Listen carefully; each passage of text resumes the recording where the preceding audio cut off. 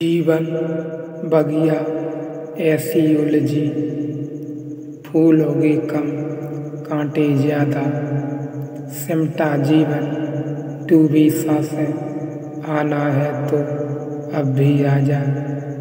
यदि आपने अभी तक अंतिम अध्याय नहीं देखा है तो कृपया करके अंतिम अध्याय देखें, उसके बाद ही इस अध्याय में प्रवेश करें। कोई पुरानी इच्छा तो पूरी नहीं होती, लेकिन नई इच्छाएं संग्रहित होती चली जाती हैं, क्योंकि इच्छा को जन्म देना एकदम आसान है, इच्छा को पूरा करना एकदम असंभव है। चारों तरफ जो भी दिखाई पड़ता है सभी की इच्छा बन जाती है। यह भी होना है, यह भी होना है, और यह मज़ा यह है कि अब तक जितनी इच्छाएं बनाई उसमें एक भी पूरी नहीं हुई है, और ये सब अधूरी इच्छाएं इकट्ठी होती चली जाती हैं। तब हम सिर्फ एक भिक्षा के पात्र रह जाते हैं। एक भिखारी बुद्ध अपने सन्यासियों को भिक्षु कहते थे। खूब मजाक किया उन्होंने, और मजाक में ही कहा, लेकिन गहरा मजाक रहा और गंभीर है।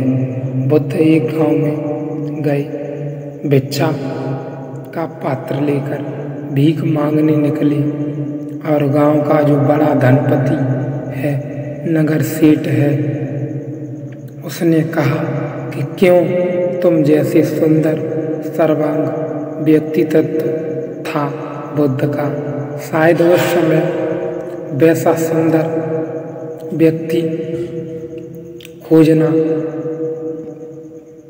मुश्किल था।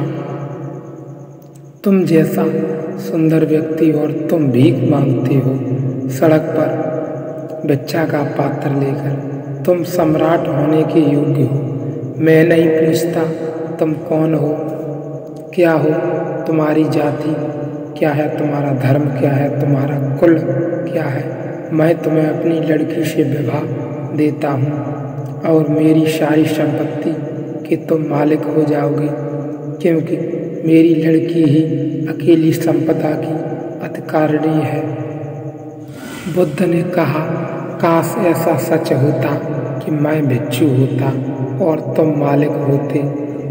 बाकी तुम सबको भिखारी देखकर और अपने को मालिक देखकर हमने भिक्षा का पात्र हाथ में ले लिया है, क्योंकि अपने को मालिक कहना ठीक नहीं मालूम पड़ता।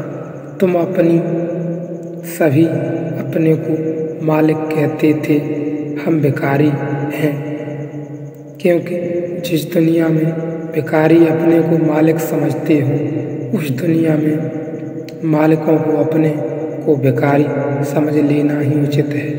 अनूठी घटना घटी थी। इस जमीन पर इतने बड़े सम्राट दुनिया में बहुत कम पैदा हुए हैं, जो भिक्षा मांगने की हिम्मत कर सके हैं और कर सकेंगे। और अकेला भारत जमीन पर एक ऐसा देश है जहां बुद्ध और महावीर जैसा व्यक्ति सड़क पर निकलकर भिक्षा मांगने के लिए निकला, अकेला, वो भी अकेला, बिल्कुल अकेला। लेकिन यह किसी भीतरी मालकियत की खबर है, और यह बड़ा व्यंग है, हम सब पर भारी व्यंग है। जिनके भीतर भिक्षा के भरे हैं, भिक्षा के पात्र भरे हैं, वे मालिक होने को वहम में जीते हैं, वे मालिक होने का वहम में जीते हैं। जिनके भीतर सिवाय भिक्षा के पात्र के सिवाय और कुछ नहीं, और जिनके भीतर से सारी तृष्णा सारी इच्छा चली गई है, वे भिक्षा का पात्र लेकर सड़क पर निकलते हैं। यह बहुत मजे का व्यंग है, और बुद्ध जैसे व्यक्ति के व्यंगों को भी हम नहीं समझ पाते, बड़ी अड़चन हो जाती है। वासना, इच्छा, तृष्णा, मांग मांग और मांग। जो मांगता ही चला जाता है वह बाहर की यात्रा पर ही भटकता रहेगा। भीतर तो वही आता है जो मांगना बंद कर देता है। तो इच्छा को तीसरी ग्रंथि कहा है ऋषियों ने। पहली ग्रंथि हमारा मन है। अज्ञान की जो 5 ग्रंथियाँ हैं, पहली ग्रंथि हमारा मन है, दूसरी ग्रंथि हमारी प्राण जीवेष्टा है और तीसरी ग्रंथि हमारी अज्ञान की है जो वह मांगना, इच्छा है। आज इतना ही। 2 सूत्र रह गए हैं, सत्य और पुण्य। उनके बारे में हम अगले अध्याय में चर्चा करेंगे।